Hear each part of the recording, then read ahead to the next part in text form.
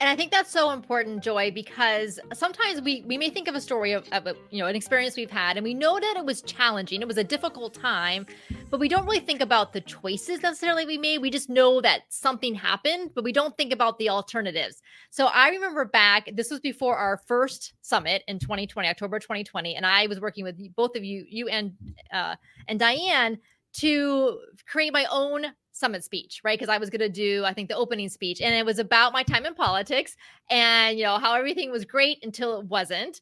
And then I remember, Joy, you're like, okay, well, what was the moment? Like, what was the moment where you realized, like, okay, you had to make a decision? Like, you were faced with this challenge, these people who were your supporters and they started bullying you and how you felt. And I was like, oh, yeah, I always my version of the story was, right, so I had this experience in politics, I it was all great until it wasn't, and then I just kind of went away.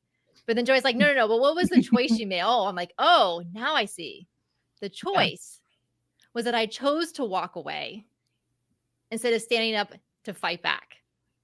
And like I said in my summit speech, that wasn't the empowered woman that I wanted to be or that I would like to be seen as, right? It's a vulnerable story to share. I wish I had made a different choice.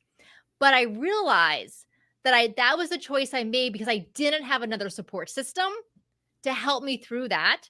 They were my support system, the ones who had turned against me. And then I later realized that that's why I started speaking your brand like, subconsciously to provide women with the support system when they're out there using their voice. So as for those of you listening, think about, you may have a challenging situation, but then what was that choice and what did it reveal to you? Whether it was the good part or maybe the not so good part, but then what did you do with it afterwards?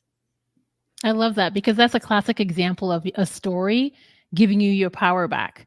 Just going in and getting deep and beginning to understand what your choices were. And that's what our stories can do for us. The practice of being in storytelling. It's not just what we can do for others and how we can connect to others, but really how we can reconnect to ourselves and to the powerful parts of ourselves that are gonna, help shape and make a difference for others. So I'm glad that you got that piece out from that conversation. It's very liberating.